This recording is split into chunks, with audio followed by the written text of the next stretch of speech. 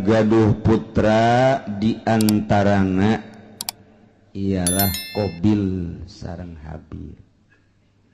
Kangjeng Nabi Adam seluruh gaduh putrana adalah tis'atun wa salasuna 39. Boga anakna 39 Kangjeng Nabi Adam. Dunia sakil legana dieusian ku 39. Sedangkan ablag-ablagan sepi meureun dunia eta. Kakarak Kangjeng Nabi Adam, Siti Hawa, haju anaka ngan ari Qabil mah Qabil eta cak sariwayat mah lahirna di sorga, ari Habil mah lahirna di dunia di dia di bumi. Cak sariwayat Qabil mah Qabil eta kelahiran sorganya nama tah. Qabil ari Habil mah kelahiran bumi. Supaya rada cepet Gusti Allah teh ngalobakeun makhluk, maka ngalahirna ieu Siti Hawa sakali lahir sajodo dua-dua. Lalaki awewe lalaki awewe lalaki awewe kitu bae tah sajodo tah kabeneran Qabil mah ngajodona ieu jeung hiji awewe nu ngaran Iqlima gelis. Ai Habil sajodona jeung Labuda rada kurang gelis. Modal berbes lah gitu. Rada kurang gelis. Sedangkan instruksi ti Gusti Allah kawin teh silang. Disilang kawina lamun tadi Qabil ngadulurna ieu adalah jeung Iklima, tah si Iklima anak kudu kawina jeung Habil. Habil anu tadi kaluarna ngajodona teh jeung Labuda, tah Labuda kawina teh jeung Qabil. Jadi disilang-silang. Anu pertama lalaki awewe, nu kadua lalaki awewe. Tah lalaki nu kadua kawin ka awewe nu pertama. Lalaki nu pertama kawin ka awewe nu kadua. Kitu bae tah silang ulah dikawin kuno babarengan jeung ngalahirna harita. Jadi teu meunang bareng jeung kembaranana. Eta lah hukum di zaman Kangjeng Nabi Adam alaihis. Kawin dipersilakeun geus aya instruksi kawin, cuman instruksi hukumna kudu disilang teu meunang jeung kembaranana. Eta hukum mulai tadi dijata. Lantaran begitu diinstruksikan kawin. Umur kakarak 20 tahunan kabeh ge. Instruksi ti Gusti Allah kawin seperti eta, sak ti Qabil kakakna ngeunah bae sia Habil dikawinkeun ka kembaran aing geulis ka bapan ayeuna si bayi. Kawin ka kembaran sia ieu. Dideuleu atuh kulit. Ya berebes lah. Cak urang berebes emang anu geulis gitu di berebes. Tah eta kos kitu tah. Jadi kurang naon gitu amperna kurang naik Qabil. Jol we iblis datang ka jero hatena mulai ta iblis ge pan diusir di sorga leuwih ti heula pan iblis. Wah ini cak iblis bakalan gua asup ka jero hatena bil siapa pan kelahiran sorga sarua jeung aing mulia urang atuh. Habil onam kelahiran bumi India urang mah lain deui mulia tuh. Nu mulia ulah sok kawin kanu jore. Penghinaan engke nu timbul. Tetep mulia mah kudu kanu geulis bae. Mun kawin kanu jore mana teuing engke jelema jungke ka dituna anak incu. Oh, Qabil mah kawinna kanu jore. Tah eta kan isin tah Bil. Cak jurig. Ye pugu cak jalan teh atuh. Pugu embung ieu ge. Eta mah abah ngomong cenah hukum ti Allah eta bohong sebenarnya mah. eta bohong eta eueuh ti dituna eta mah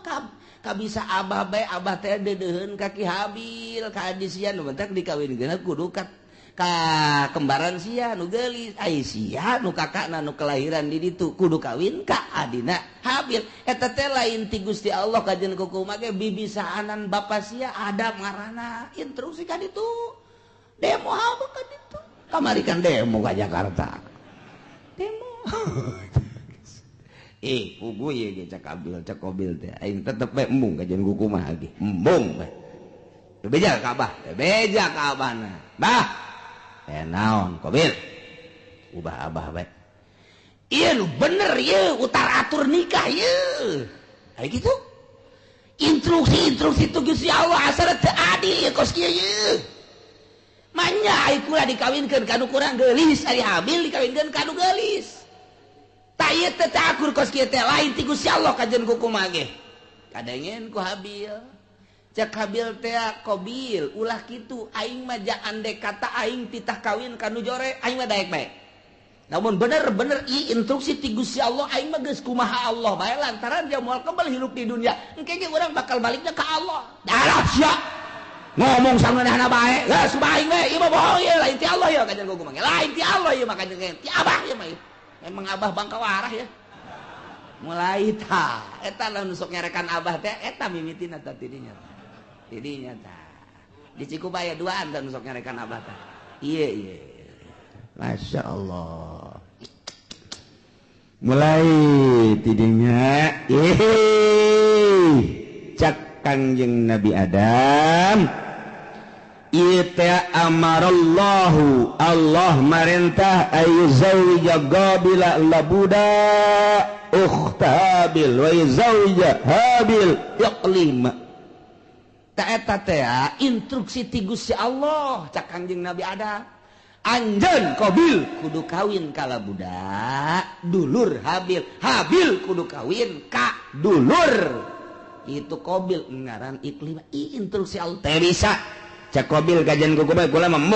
embung kajian kukumaha tetep kula mah sakali embung sebab ieu kula mah teu percaya bahwa ieu teh hukum ti Gusti Allah teu percaya mulai kakarak aya sakituan ge hukum Allah geus ditentang cek urang mah tuh kakarak tarurun ti sorga pan teh saeutikan keneh jelema teh atuh mantak naon narurut ka Kangjeng Nabi Adam henteu tanggeus mulai henteu nurut ya Allah terus bae iblis teh daekeun leupas ti Qabil iya mah kajian kukumaha kudu selesaikan masalahnya selesaikan di mana mun terus-terusan kieu pan izin ka dituna ieu izin urang ini banyak Qabil kawin jeung nu jore aya Habil kawin jeung nu tak eta izin gengsi urang mah panturunan sorga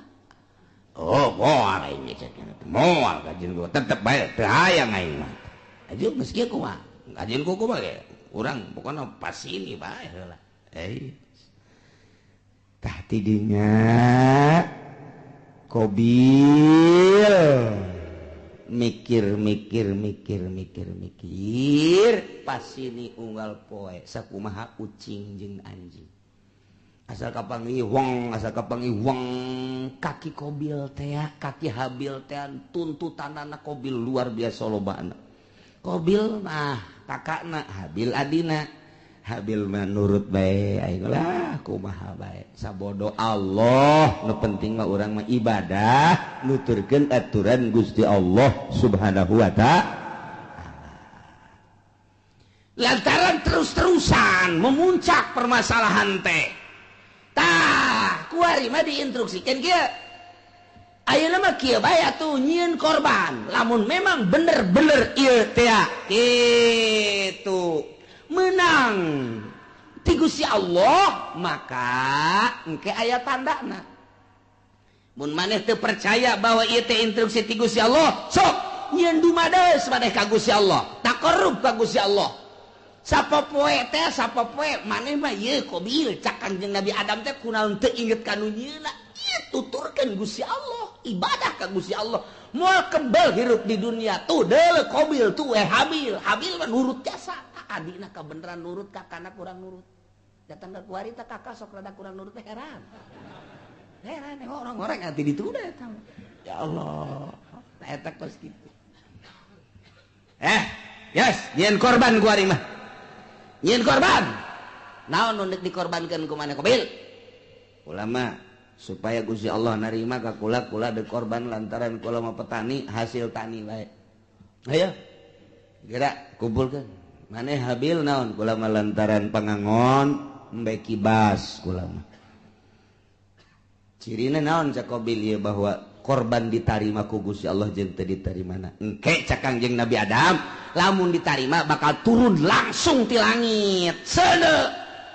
set engke ngalahap anu ditarima mun anu maneh Qabil ditarima bea engke garing dihakan seuneu dilentab seuneu lamun nu ieu anu ditarima nu kono Habil nu embe beak ku seuneu kitu bae oke cek nya jadi geus dikumpulkan kunyana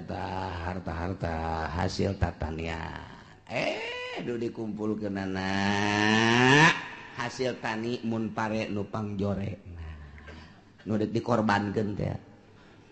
lamun gandrung anu geus pangjore kurma nu pangjorena dihiji-hijikeun bangsa anu bakukulna eta dikorbankeun ari nu bararagusna mah ieu dipake ka hook kunyana jang ditumpuk-tumpuk harta jore ari ako Habil mah begitu dikorban teh wow neangan umbe nu puang gedena jeung nu puang bagusna dipantian kunyana ieu nu jang Gusti Allah mah ieu korban ka Gusti Allah entakan nu puang gedena puang bagusna puang lintuhna jadi beda karakterna ai Qabil mah kos urang Cikupa nu pangjorena bae ai Habil mah kos urang Cilongok nu pang bagusna bae sia cak urang Cikupa ta eta kos kitu kayana teden bek teu kebal langsung turun seuneu tet neong itu turun seuneu cak Qabil pasti nu aing nu dilentab ka jeung ku komal ge pasti nu aing mun aing nu dilentab berarti aing kawin jeung nu gelis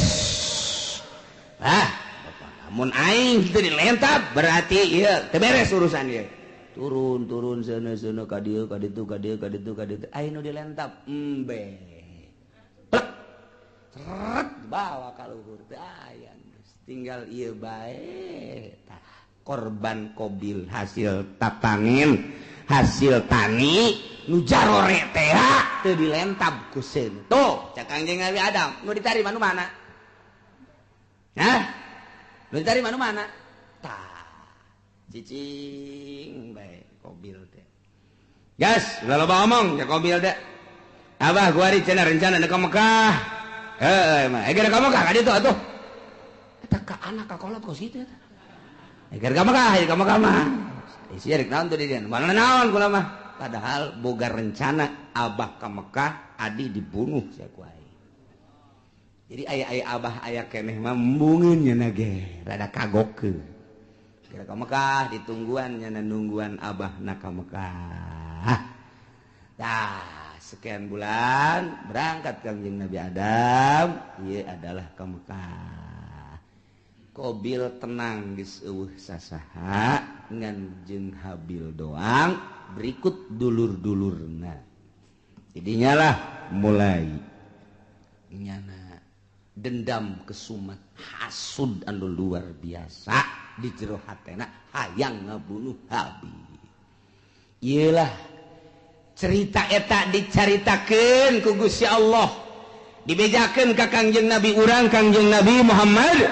sallallahu alaihi wasallam naon ieu nu matak dibejakeun tah kamari Yahudi kamari musyrikin munafik teu percaya ka Kangjeng Nabi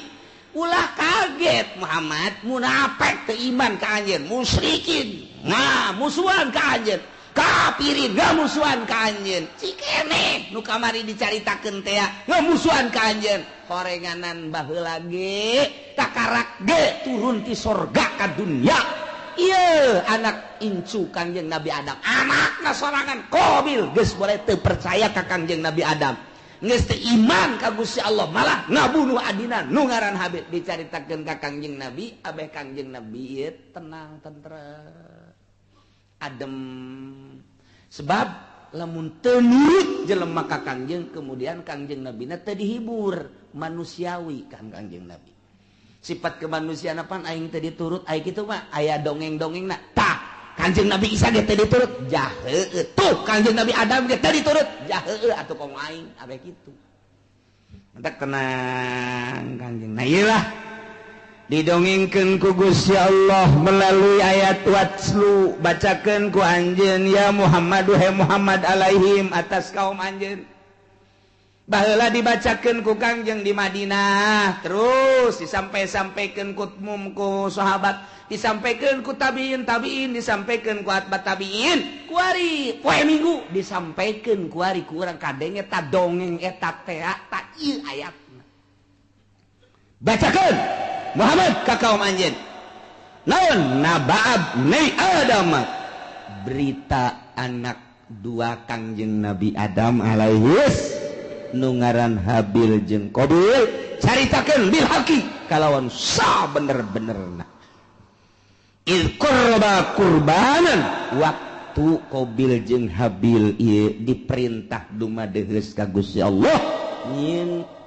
kadeus nyin kadeheus nyin takrub melalui kurban ilallahi ka Gusti Allah nu dilaksanakeun ku Habil makibas Qabil mah hasil tani yakni zar'u patukubila min ahadihima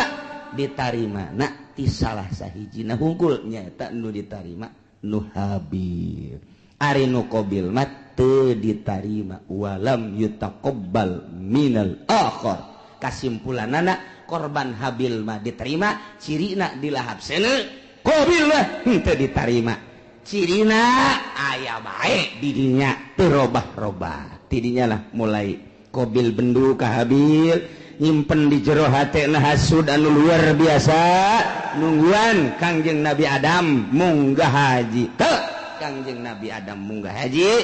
ngaharep Qabil ka Habil abah geus eueuh emak geus eueuh tinggal nyana bae Habil aya naon ka dieu aya naon cak Qabil la aqqa tulanna aing bakal ngabunuh sia bunuh sia ku aing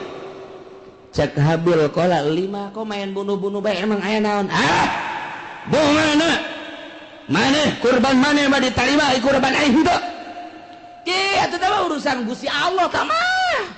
cak Habil teh innama yataqabbalullahu minal muttaqin nu ditarima teh jelema anu sieun ka Gusti Allah mukmin muttaqin ditarima aing teh ditarima teh mah tuh urusanna kurang takwa berarti teh mah ulah ngabunuh kula ka Gusti Allah kan teu bisa gara-gara sia aing bogol mah boluh sia ku aing geus bebeneran ditutur-tutur bae geus diagag-agag bae geus dikieu-kieu bae leungeun cak Habil cak adenaka dengan bahasa anu lemah lembut ka laim basatta iyadaka ma lain basatta ilayya iyadaka litaqatulani ma ana bibasiti yadiya ilaik li aqatulak bahasa lagi daheun Habil ka dek ngabunuh bae jak kurang mah ieu azan sararieun jasa ka Gusti Allah lain basatta yakin pasti nyata lamun kakak ngagerakeun leungeun kakak manjangkeun leungeun kakak ngulurkeun leungeun kakak dek nampiling ka kula kakak dek nyabok ka kula kakak dek kabunuh ka kula ma ana bibasiti yadiya ilaik kuring memual kudu males uluran tangan kula memual nyabok ka kakak kula memual ngabunuh di eueuh saeutik terbersit di jero hate hayang ngabunuh eueuh saeutik hayang males kakak ngabunuh kula mah dek cicing bae kakak nampilih kula mah cicing bae kakak dek jawab kula mah cicing bae pokona mah kula memual ngabunuh sama sekali silakan kumaha kakak bae lantaran ini akhafullah rabbal alamin sieun jasa ka Allah eta Habil mah bahasana anu luar biasa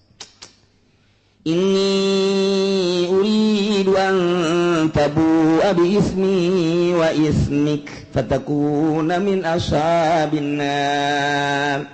cak Habil teh asanyana kaula teh Ieu adalah sieun jasa ka Gusti Allah lamun sampekeun ka kakak ngabunuh ka kula atuh meureunanan seakan sing kuring teh kula teh ieu berharap kakak teh engke bakal balik ka akhirat teh mawa dosa kula jeung dosa kakak sorangan memeh ngabunuh kula memeh ngabunuh kula ge kakak geus loba jasa dosana ditambah jeung dosa ngabunuh ka kula duanana dibawa ku kakak engke kakak di akhirat patakuna min ashabin nar atuh engke bakal jadi ahli neraka.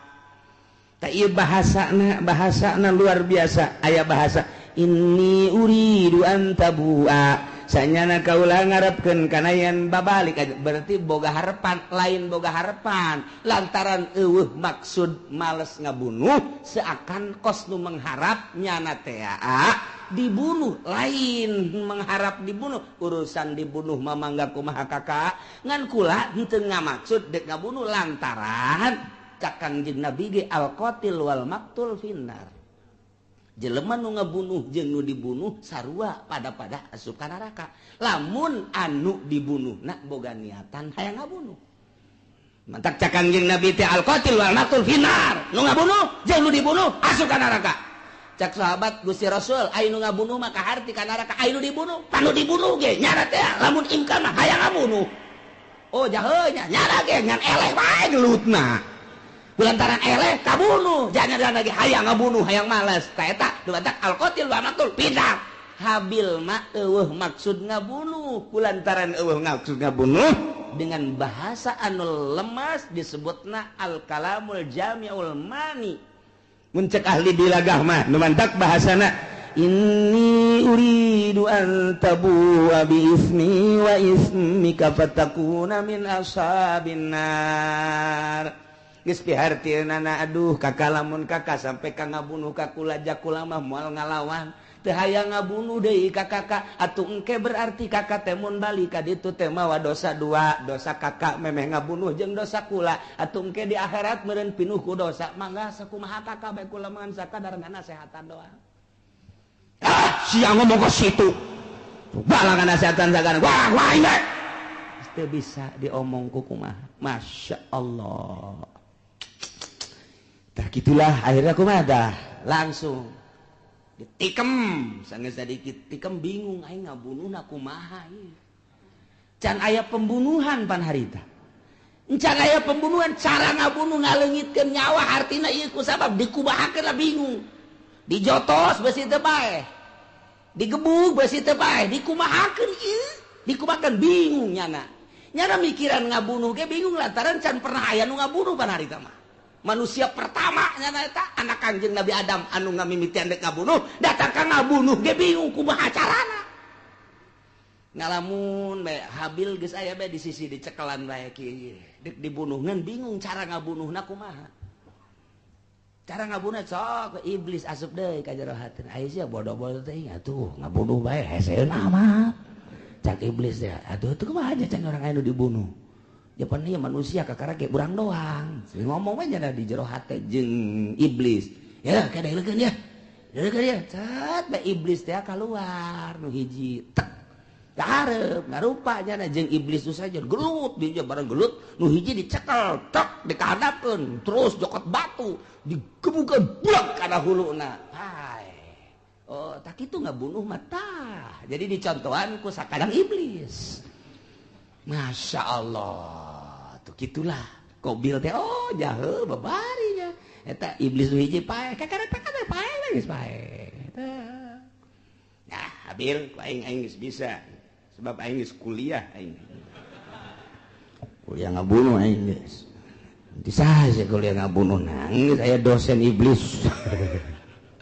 langsung bae nurutan iblis jadi diperagakeun ku iblis cara ngabunuhna mantak cekel tujahkeun langsung liak nyokot batu nu gede diangkat ku Qabil gejretkeun kana huluna gujret gitu syariat masya Allah gitulah bakal jadi ahli neraka wa zalika jazaa'ul zalimin. Nyana jadi ahli neraka babalas jelema nu zalimah tidinya lantaran keheul jeung keukeuh bae hayang ngabunuh fatawaat maka ngagoda zayanat ngahiasi lahu ka Qabil nafsahu kana nafsu naqatslahi kana ngabunuh dulurna nu ngaran Habil diperagakeun ku iblis faqatalahu maka dibunuhlah ku Qabil Habil dengan cara diperagakeun kos sakumaha iblis fa asbaha minal khasirin barang geus bae ngalangsa lantaran iblis kalaluar tina hatena ditinggalkeun kabur malah kadenge kaburna ge hayu sia cilaka Qabil cak iblis kan cilaka sia Qabil cak iblis aing geus teu tanggung jawab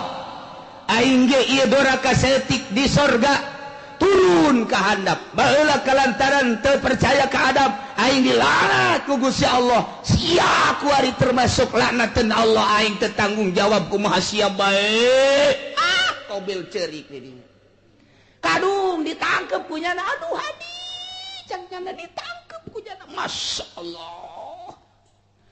ieu aya ku kieu-kieu teuing ditangkep ku nyana bari ceurik nyaah jeung deudeuh diciuman geus pae kakak de kudu kumaha ieu teh kudu kumaha jelema geus Kangjeng Nabi Adam Siti Hawa ka Mekah adi-adina jararuh tinggalnya na doang duaan ditangkep kunyana geus dibunuh lantaran iblis tak kalaluan mana teuing luar biasa sedihna Qabil harita neuk minta tulung ka mana ngan sakikituna jelema dibabawa kunyana dipapanggul kunyana ku deudeuh jeung nyaah deudeuh jeung nyaah dipanggul tok ka Masrik 60 kilometer mamanggul bae dipanggul deui